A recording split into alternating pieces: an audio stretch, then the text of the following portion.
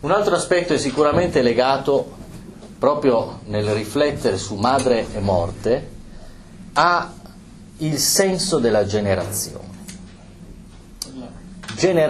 di una nuova vita.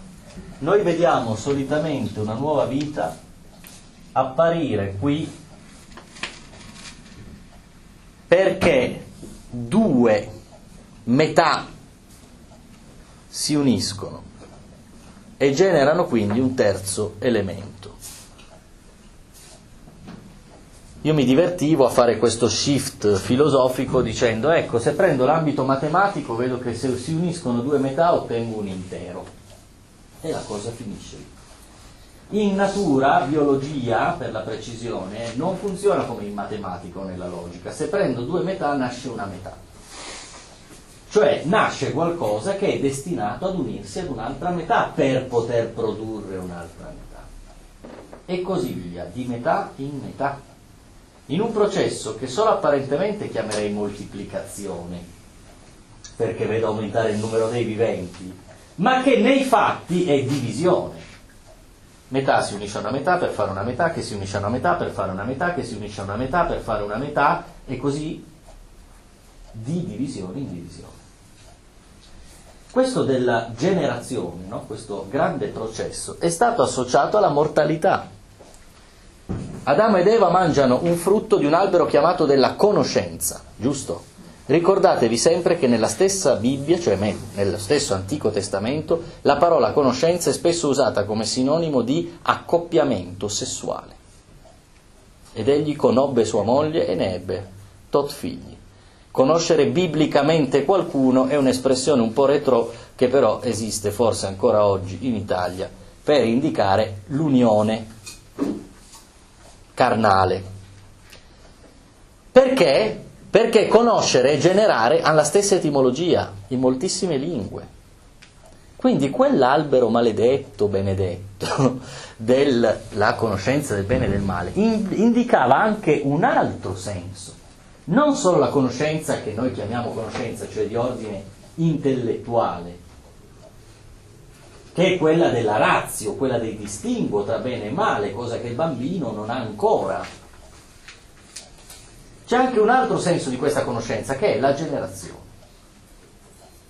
Così, di generazione in generazione. Vedete che da lì in poi l'Antico Testamento comincia poi ad ammorbarci con pagine e pagine di e questo era figlio di quello, che era figlio di quell'altro, ed ebbero tot figli, il cui primo era la seconda generazione si chiamava, che era figlio. Ora, fuori dalle varie speculazioni, disegnare la trama delle generazioni è una cosa che noi chiamiamo genealogia. E la genealogia è associata, guarda caso, simbolicamente, all'immagine di un albero. Genealogico. Giustamente, l'albero genealogico. L'unico albero che disegni con le radici in alto e con le chiome in basso, perché si dirama verso il basso. Le varie generazioni sono in effetti chiamate discendenza, cioè vanno verso il basso simbolicamente, i miei discendenti. Ora questo è un dato su cui ho riflettuto parecchio, perché è curioso che la trama della vita si rappresenti universalmente con gli avi in alto e il progresso in basso, cioè al contrario di come funziona un albero. Soprattutto mi incuriosiva perché i morti dove li mettevano? Sottoterra. Questa immagine dell'alto, del rovesciamento dello schema o della trama dell'esistenza, è qualcosa che colpisce, visto che è veramente un contrasto simbolico. Mi riuscite a seguire fino a qui? Questa storia delle generazioni chiamate discendenza si lega effettivamente al mito simbolico del giardino dell'Eden. L'espulsione di Adamo ed Eva è chiamata in due modi: o cacciata dal paradiso terrestre o, per la precisione, non tanto discesa morbida ma caduta dal paradiso terrestre, la caduta. Ecco il simbolo principale, perché cadere implica inevitabilmente il processo verso il basso. Se i miei avi e i loro avi sono in alto,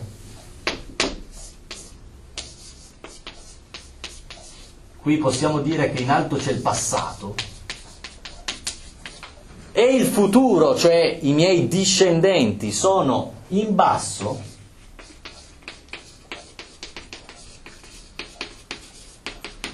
cosa che, ripeto, contraddice la nostra immediata percezione, anche quella di mettere i morti sottoterra, o contraddice l'idea dell'archeologia. L'archeologia ci mette di fronte al passato, giusto? E dove si fa l'archeologia? Sottoterra. Il passato fisicamente è là sotto.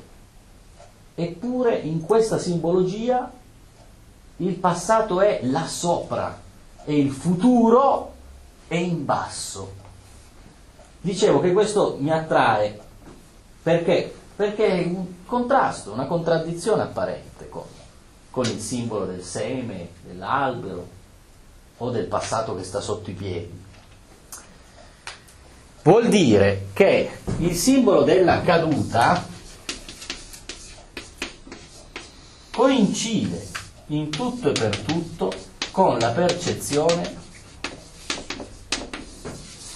dell'esistenza. La storia dell'esistenza è percepita come un decadimento. Questo può succedere solo a partire da un certo punto della storia, un punto non troppo lontano della storia in cui abbiamo identificato la perfezione, il divino e tutto ciò che vi è di perfetto, vero, buono e giusto in alto. Quando abbiamo cominciato a far abitare Dio sopra la natura, allora e solo allora l'esistenza è percepita come un precipitato e il suo modello è decadimento o caduta. Difatti guardiamo i greci e scopriamo che parlavano dell'età dell'oro, di un ipotetico momento della storia antichissima in cui gli uomini, le società, eccetera, erano, non vogliamo dire perfette, ma erano sicuramente migliori della nostra, l'età dell'oro. Poi seguono delle altre stagioni che ci portano fino alla nostra epoca, che è più degradata rispetto al passato. La stessa percezione ce l'hanno in India, pur avendo una concezione circolare del tempo, quelle realtà chiamate yuga, che vuol dire generazione letteralmente, cioè le ere che si succedono, vanno dalla più perfetta, che è la più antica, alla più imperfetta, che è quella attuale. Quindi si è fatta strada nelle coscienze dell'uomo l'idea che man mano che il tempo passa, la condizione generale, sia nostra che dell'ambiente, peggiora e si va verso una morte collettiva. Passa indietro. Se fosse indietro dal loro punto di vista ci riperfezioniamo, andando avanti noi ci sfaldiamo e arriviamo a un disastro collettivo. Questo nell'ottica indiana, questo nell'ottica in parte greca, questo anche nell'ottica cristiana, perché l'affermazione del regno nell'Apocalisse da che cosa è preceduta? Dal giudizio, e il giudizio è una strage totale. Allora vedete che si comincia ad associare l'idea della morte con qualcosa di negativo. cioè il perfetto è compatto, e se è compatto è giovane, vivo, solido. L'imperfetto è lo sfaldarsi, e se si sfalda si decompone letteralmente. Quindi è associata alla morte quest'idea dello sfaldarsi, anche dello sfaldarsi dei valori morali, dello sfaldarsi degli usi e dei costumi, insomma, degradare. Vi è chiaro questo? Ed è curioso che il movimento sia associato a una caduta, perché ciò che accade letteralmente, cioè ciò che precipita, è ciò che passa dallo stato sottile dell'essere allo stato denso dell'esistere. Capite che qui si è già fatta strada l'idea che l'esistenza sia qualcosa che è intrinsecamente legato all'imperfezione. Questo è il punto nodale, che finché si è spostato, nel momento in cui si è spostato il divino nell'alto dei cieli al di sopra della natura, tutto ciò che esiste al di sotto è imperfetto rispetto al perfetto. E questa è una maledizione che noi ci portiamo avanti da millenni. Aver fatto passare questa percezione, quest'idea, che l'esistenza sia una imperfezione. Sono riuscito a descrivervi questo movimento? Lo avete colto abbastanza? Sebbene non sia così semplice. Ma solo di è una realtà.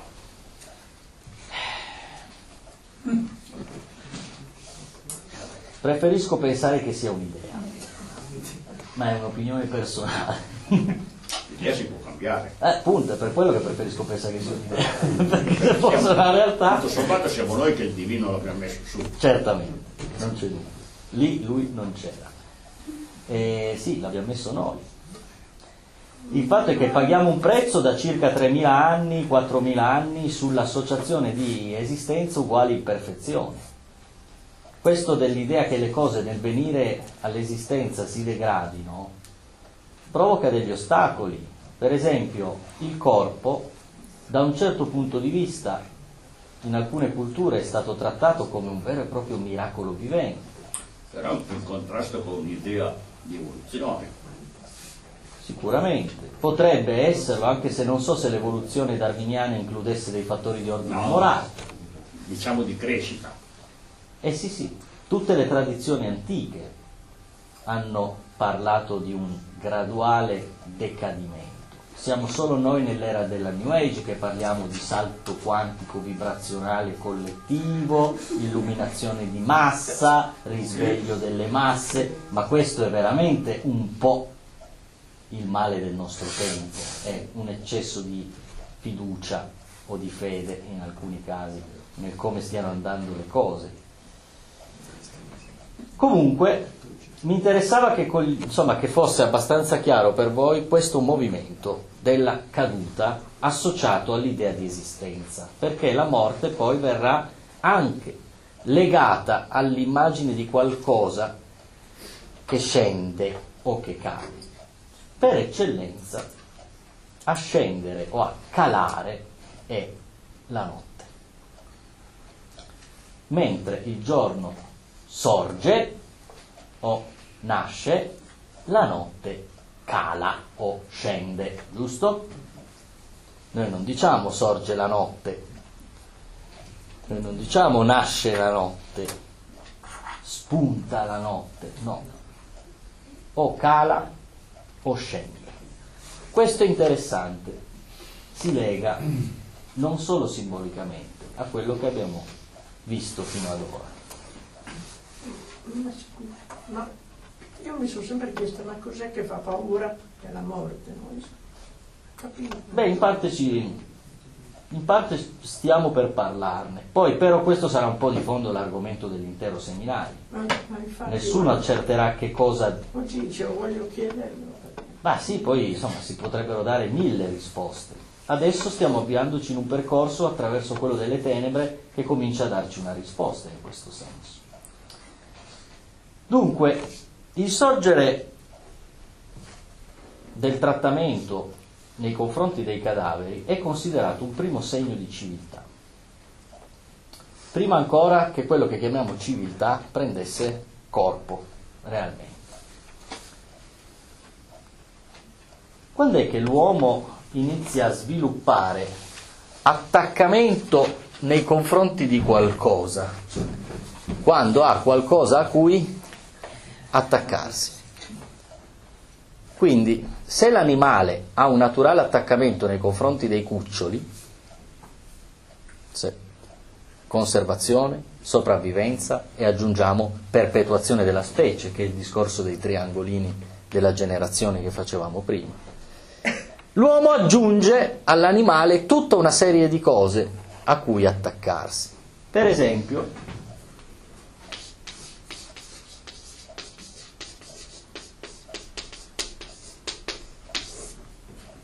le proprietà, che non c'erano all'inizio. L'uomo non nasce proprietario di niente. A un certo punto di quel processo che chiamiamo civilizzazione, si segnano dei confini, si danno dei nomi, ci si appropria di certe aree, quindi si possiedono, ci si illude, quantomeno, di possedere. Chiaro? Solo se ho una proprietà avrò qualcosa da difendere da eventuali nemici. Possono essere degli oggetti o possono essere in estensione, no? Degli interi territori. Comunque i possedimenti, possesso e proprietà sono un primo elemento di attaccamento. Secondo, solo apparentemente meno denso,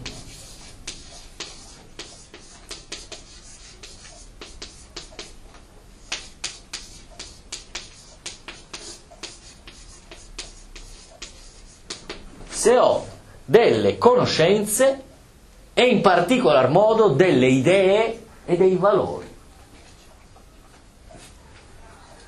Dunque, per sviluppare delle idee o dei valori succede che, facciamo una storia, una narrazione, no?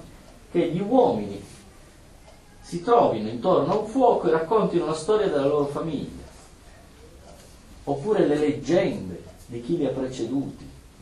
E questi racconti cominciano a far sì che ogni soggetto si senta sempre più storicizzato, cioè che si sente in un determinato punto del tempo, cosa che all'animale non può accadere, cosa che al neonato non può accadere.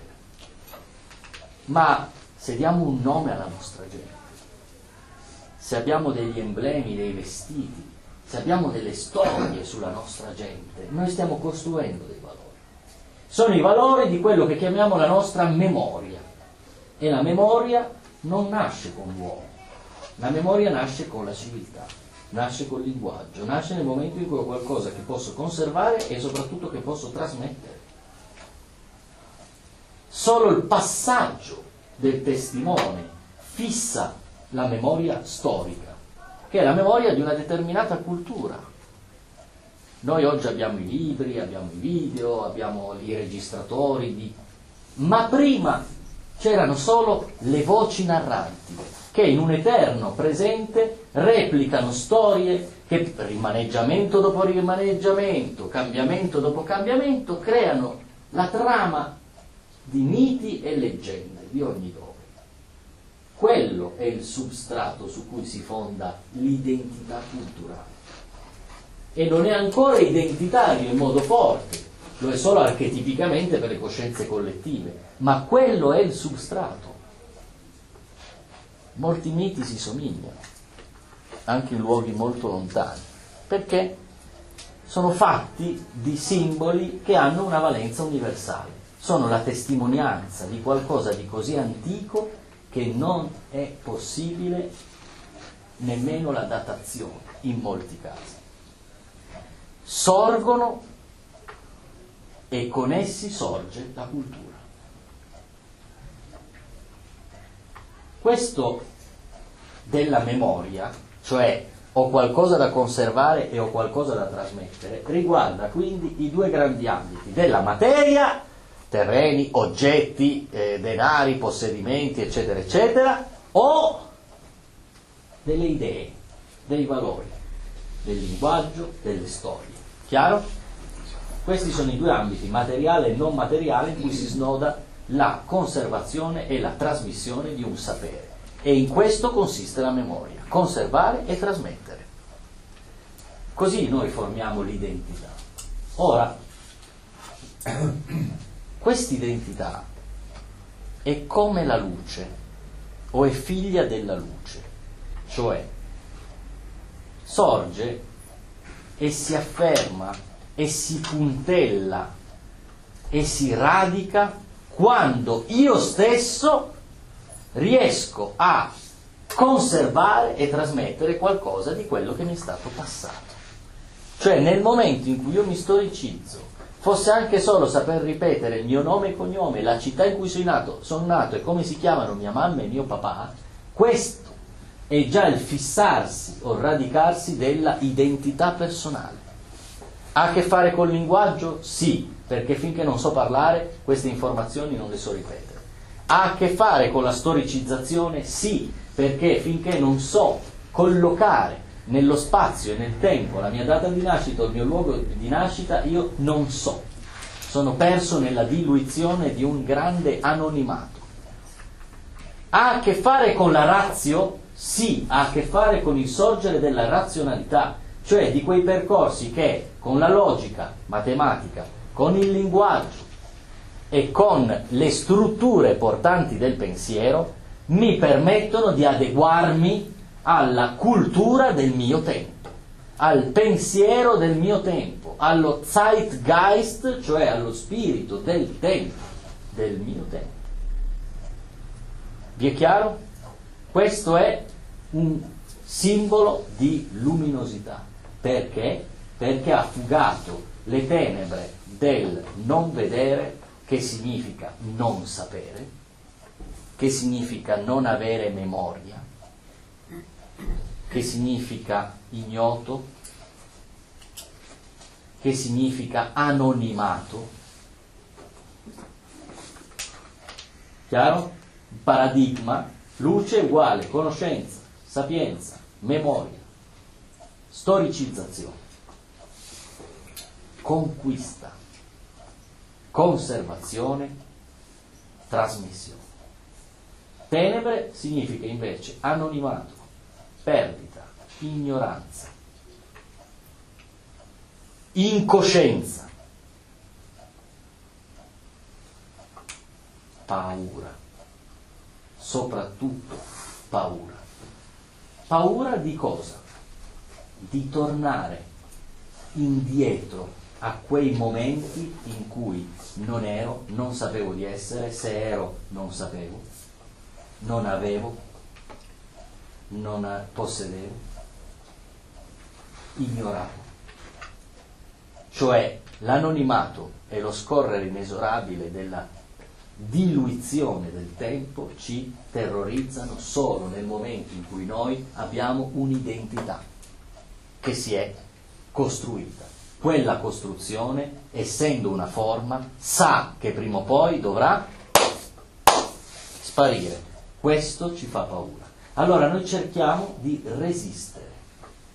Ecco allora che le nostre costruzioni sono fatte di materiali che cercano disperatamente di sopravvivere per generazioni e generazioni. E così l'uomo ha fatto da molto tempo. Perché oggi posso fare un viaggio in Egitto e in mezzo alla gente che vive lì osservare delle strane strutture antichissime che sono resistite fino ad oggi abbastanza bene, direi, con il Ministero della Conservazione dei Beni e tutti quelli che si occupano di restaurarli e di conservarli, e di cui sappiamo pressappoco, niente o quasi, se non una buona selva di congetture. Così un domani, chissà quando, ci sarà gente che rispolverando sottoterra vedrà emergere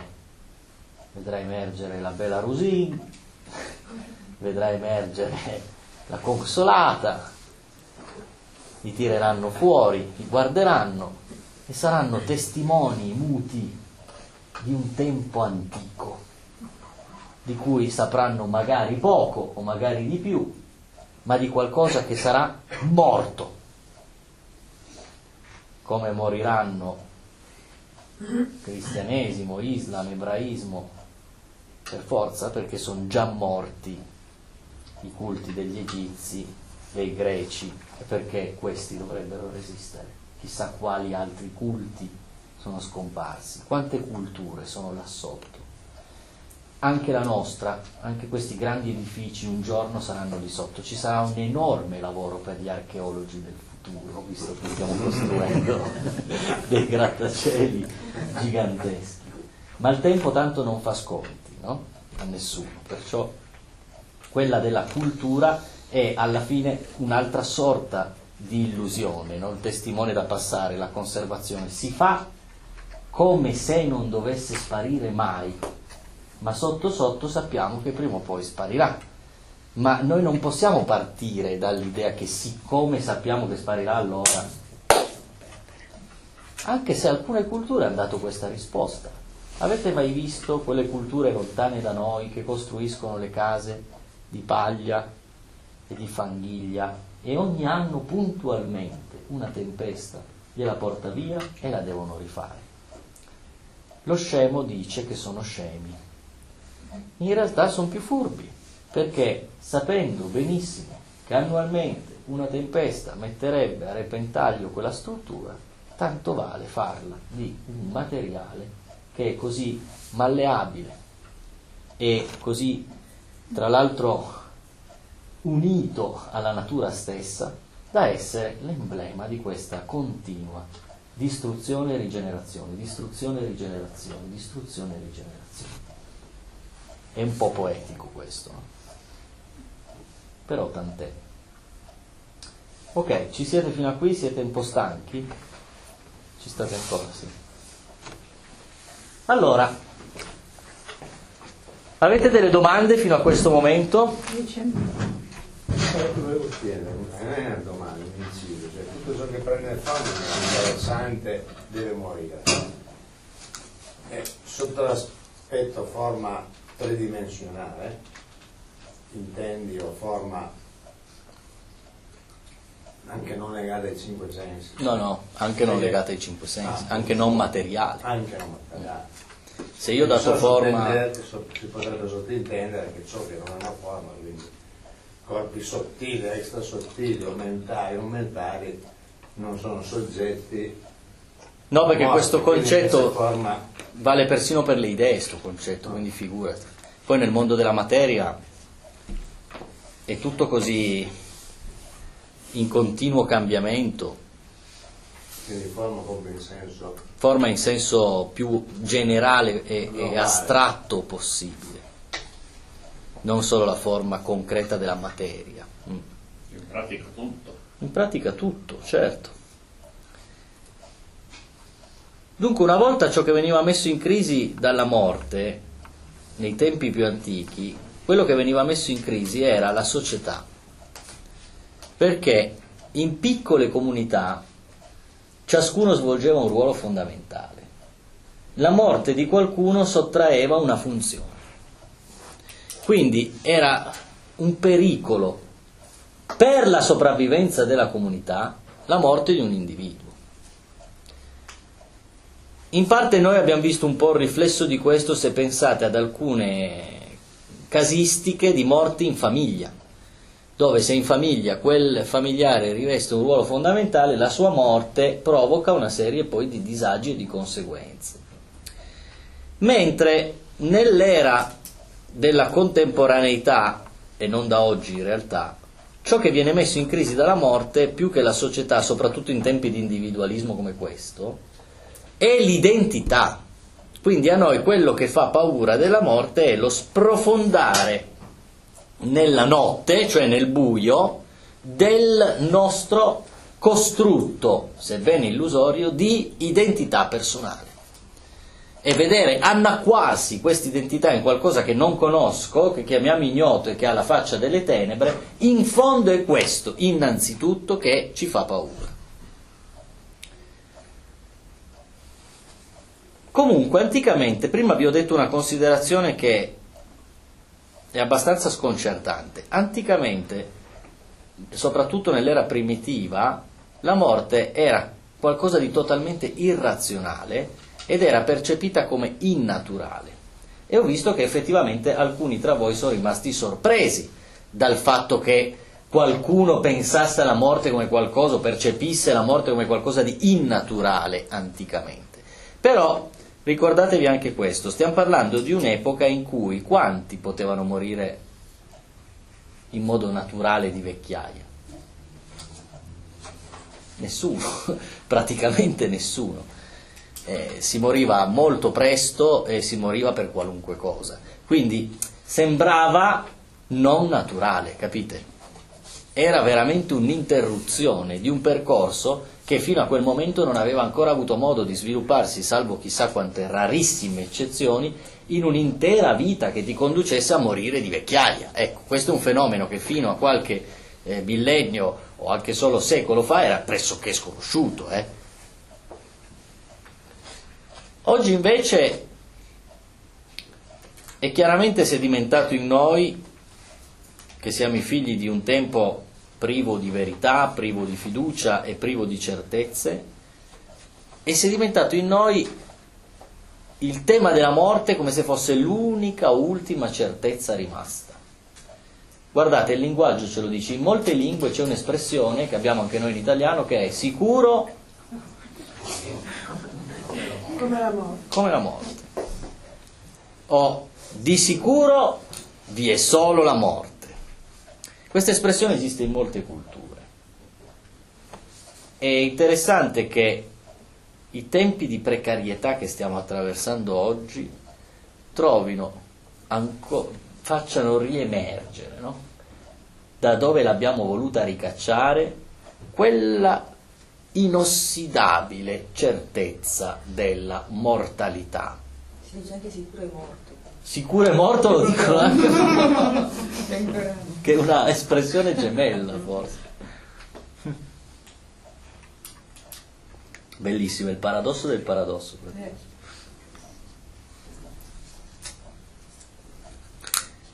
Noi siamo talmente legati a questa certezza della mortalità che ne abbiamo la percezione come un fatto naturale e non innaturale. Il nostro primo atto di consolazione qual è? Pensare che la morte sia parte integrante della vita.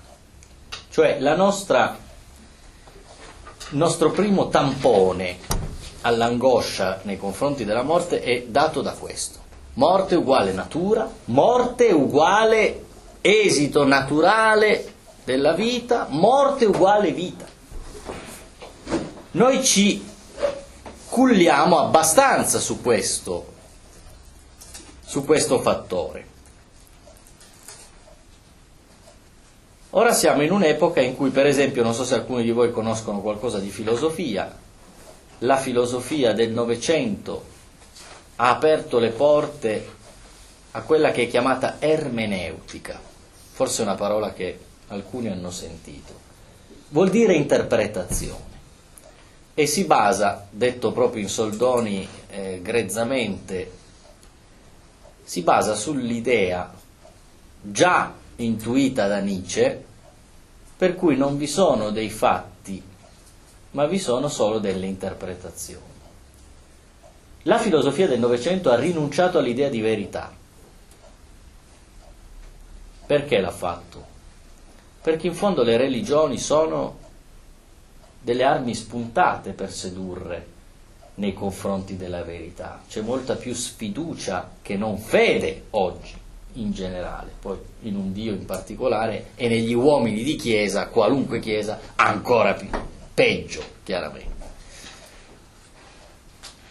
Questo dell'era dell'interpretazione ci deve far riflettere. La morte è l'ultimo fatto rimasto? O anche la morte è soggetta all'interpretazione. Vi sono alcuni che sostengono che la morte non esista e portano una serie di documenti e prove scientifiche per dimostrare che la morte non esiste. Cosa vuol dire che la morte non esiste? Ovviamente non vuol dire che non moriamo, ma vuol dire che esistono tutta una serie di calcoli o di esperimenti che tenderebbero a dimostrare che il termine o la fine non esistono e che si passi dalla vita alla vita in un sistema che contempla solo continuamente vita, inabissamenti e riemersioni di vita. Questa immagine è abbastanza efficace, secondo me, per toglierci un po' dell'eventuale paura della morte. Basterebbe prendere uno di quei video su YouTube, ce ne sono molti, che cominciano a farti vedere la pallina prima del Big Bang, no? Poi l'avvio della creazione, e tutto questo susseguirsi di morti e nascite che danno vita poi alle galassie, eccetera, eccetera, eccetera, fino a quella pallina un po' sfigata, no? Che è la Terra, perché in un angolino della Via Lattea, no? In periferia, dove alla fine ci siamo anche noi. Allora, se uno avesse questo quadro, che poi è un gioco in realtà, no? Di fronte agli occhi, un po' la paura della morte ti passa, no? Sicuramente, perché contempli l'immensa vastità dell'esistenza come un continuum. Perciò tutto sommato dici, vabbè, sono morte le galassie e ne sono nate altre, sono morte le stelle e ne nascono altre, cioè figurati se vi devo preoccupare della mia di morte, no? Sarebbe come preoccuparsi della morte dei batteri che stanno intorno a noi o sopra di noi, ovviamente. Questo per rimettere un po' a posto le misure. Ma il fatto che la morte sia soggetta a interpretazione, secondo me, sarà una riflessione che noi dovremmo fare abbastanza interessante, perché c'è la tendenza a credere che l'unica certezza o l'unico fatto ineluttabile sia la nostra mortalità. La morte è ciò che fino ad ora la vita ha inventato di più certo e solido, dice Cioran. E noi abbiamo avuto un filosofo che è stato quasi dimenticato in Italia. A proposito di morte, io ieri sono andato al cimitero a salutare questo filosofo, perché ieri era Pasquetta, no? Io festeggio Pasquetta con simboli di morte per un mio trip personale, e sono andato al cimitero. Sono andato al cimitero in un paesino in provincia di Bergamo, a Carenno, dove riposa un filosofo praticamente sconosciuto, Bontadini, era milanese, morto nel 90, quindi stiamo parlando di un contemporaneo. Lui ha ripreso, questo filosofo milanese, ha ripreso un concetto sulla morte, rovesciandolo in realtà, che era un concetto di uno dei più grandi filosofi del Novecento, Martin Heidegger.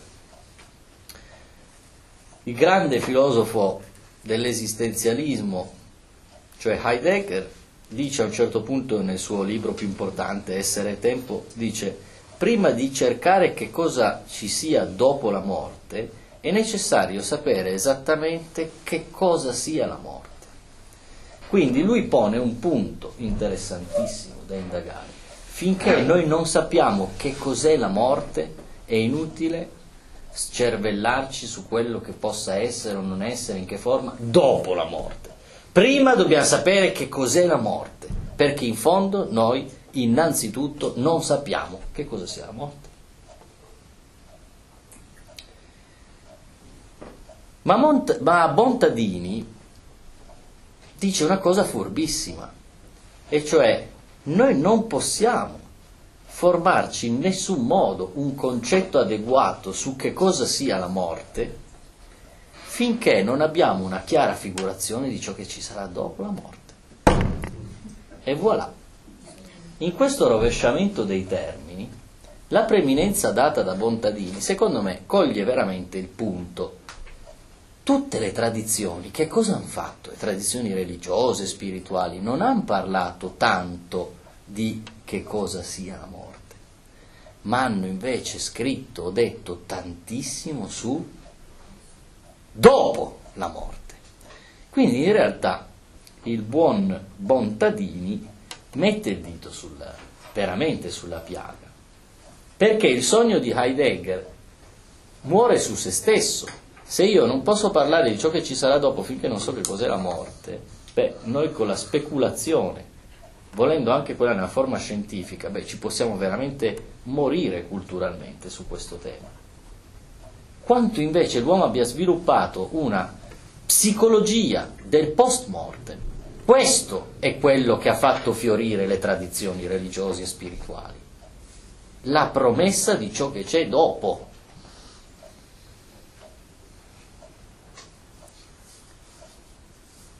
L'eternità fa paura e il protrarsi della nostra condizione nell'eternità, se fosse quella degli esistenti, farebbe paurissima. Eppure è stata usata da alcune religioni come spettro, sventolato di fronte ai nostri occhi, o per indurci a determinati comportamenti o per indurci ad altri comportamenti. Se io infatti arrivo a sostenere che dopo la morte ci sarà in eterno il premio o il castigo della mia anima, io ho trovato una sorta di stratagemma politico per il controllo dei comportamenti. Questo vi potrà sembrare ovvio perché l'avrete sentito 1000 volte, ma l'ovvietà non è esattamente la scontatezza e quindi noi qui non la scontiamo, nel senso che non la diamo comunque per scontato. Allora, quella paura di cui si parlava, io ve l'ho mostrata associata alla caduta e ve l'ho mostrata associata alle tenebre. Ci siete? Giusto per puntellare. In contrapposizione alla fatica del crescere, leggasi alla voce costruzione di un'identità, di una società, eccetera, o in opposizione alla luce, che ha a che vedere con il sapere, con la memoria, eccetera. Ma di fondo, l'unico vero... dov'è il cancello? L'unico vero archetipo, più ancora della caduta o delle tenebre, che sta alla base di questa paura, è la paura nei confronti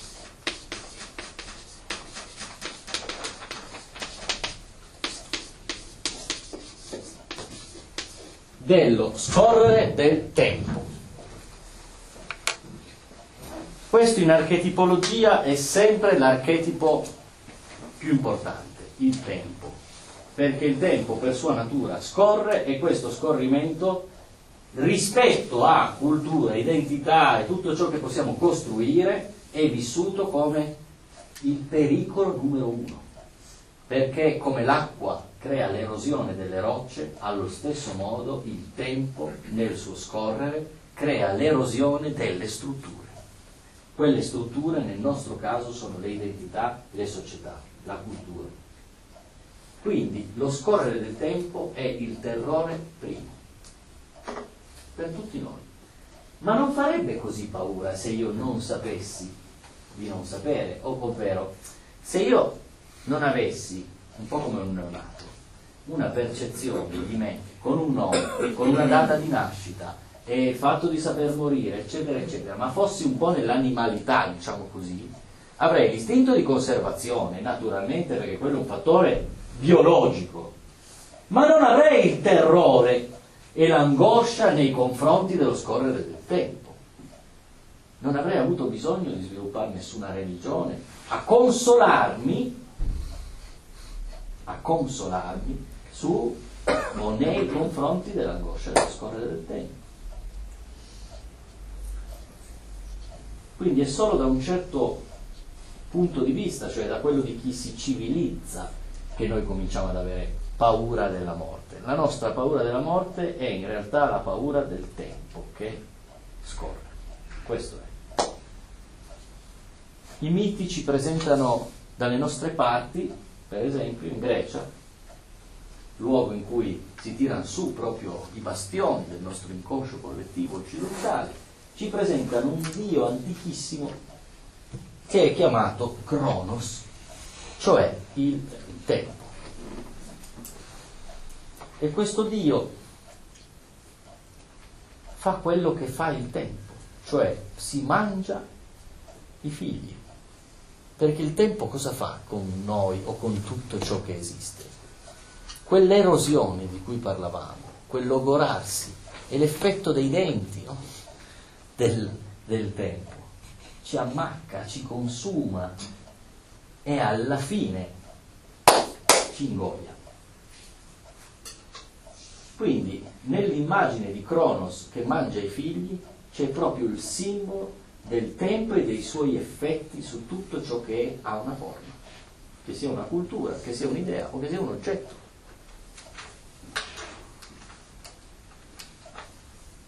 Per fermare questo destino, a un certo punto uno dei figli, un certo Zeus, verrà tolto e sostituito con una pietra in fasce.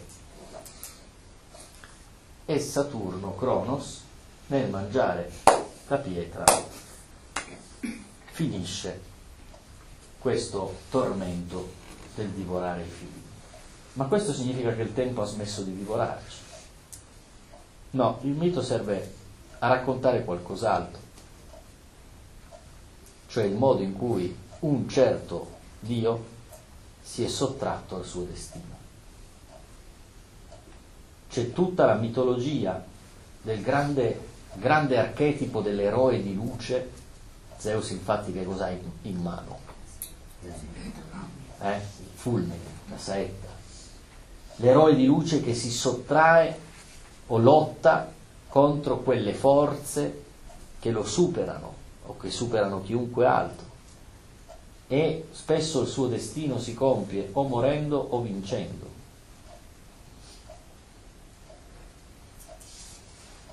Ma Cronos anche lui aveva in mano un oggetto, quello che mangia i figli.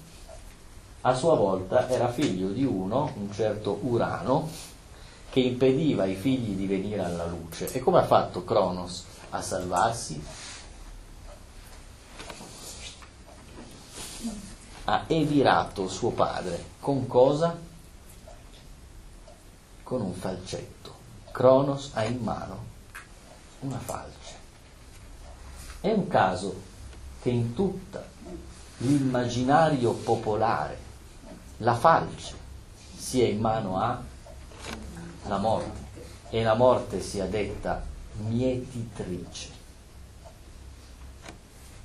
Ancora una volta il paragone è uomo, semina, pianta, raccolto. C'è questa associazione simbolica tra l'uomo e la pianta.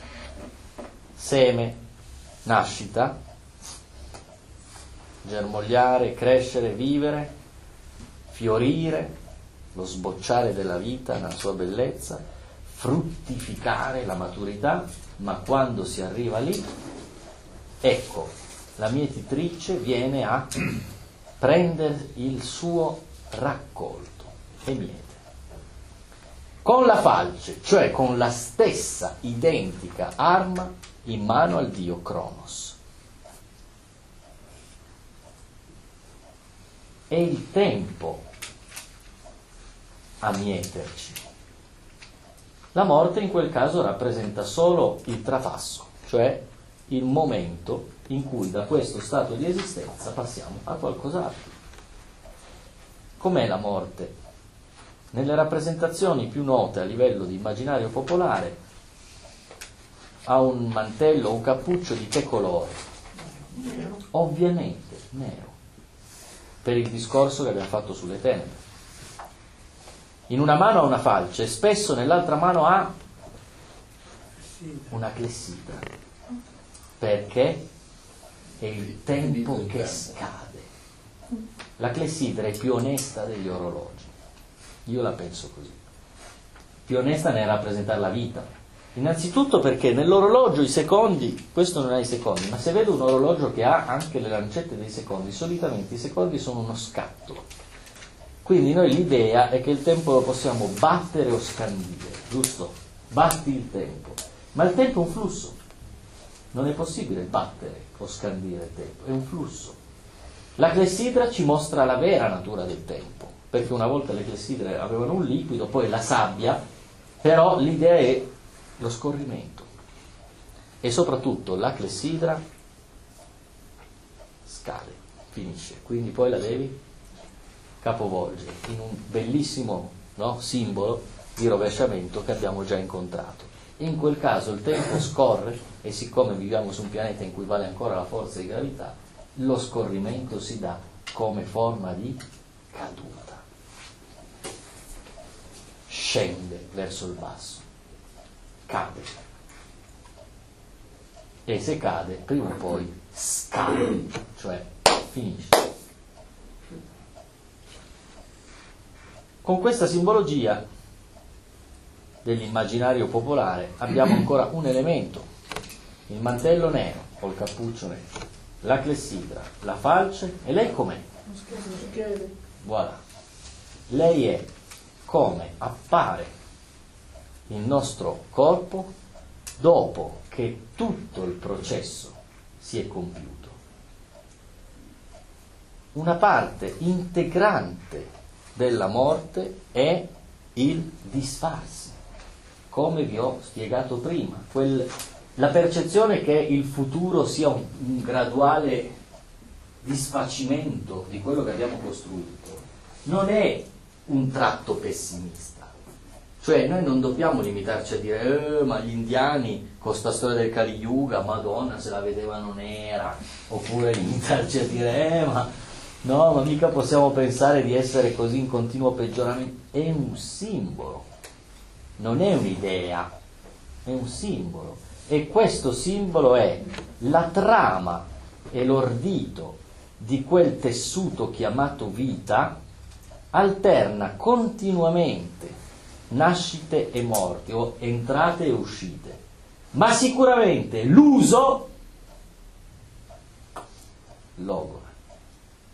E il logorio è uno sfaldarsi graduale, un disfarsi graduale.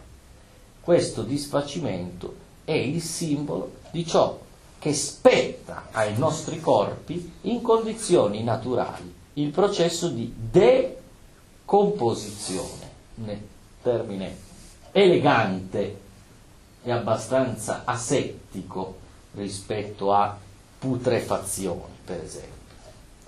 Ma il decomporsi è ricco di una sua vitalità, la scissione di tutte quelle componenti che, tenute insieme da un fattore sconosciuto, mi animavano in quella che chiamavo vita, è pur sempre una forma di vita, fatta però di scissioni, di perdite, che anima un altro tipo di vita. Per esempio il brulicare di larve o di insetti che di quei corpi in disfacimento fanno la loro sorgente o fonte di vita e sostentamento, e che per noi simbolicamente abitano proprio quelle zone oscure, fastidiose della psiche, le mosche, le larve di mosca, certi tipi di vermi. Lì c'è l'archetipo del brulichio incontrollato che, e lo vedremo il 2 maggio perché in fondo partiremo da lì, costituisce una delle basi simboliche dei miti sulla morte. Ora, oggi abbiamo fatto un grande excursus che ha intessuto insieme almeno 4 o 5 grandi argomenti che io spero di avervi chiarito e messo di fronte agli occhi. Quindi questo primo incontro vale proprio come incipit, come introduzione. Dal prossimo incontro cominceremo a vedere i miti sulla morte, poi i riti sulla morte e poi via via il percorso che avete delineato nel programma. Avete delle domande? A me è venuta un'idea. Questa immagine della morte, lo scheletro, il mantello, è un'immagine di una donna comunque, è femminile di solito, vero? O no? È femminile nel linguaggio perché morte è femminile, mietitrice quindi è coniugato al femminile, quel mantello potrebbe ricordare una gonna, ma non è affatto determinato se sia maschio o femmina. E poi nei miti vedremo che in molti casi la morte si presenta né esplicitamente femminile né esplicitamente maschile.